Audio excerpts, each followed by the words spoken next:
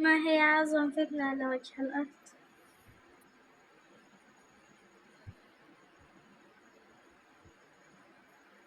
فتنة المسيح الدجال.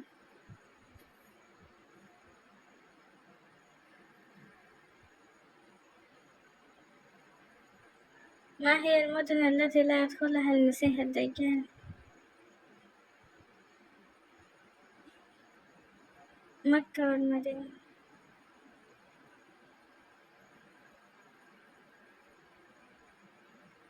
ما هو المكان الذي يخرج منه المسيح الدجال؟ أصفهان في إيران.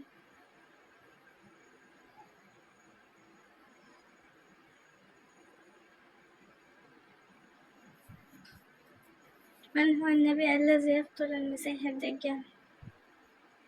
عيسى عليه السلام.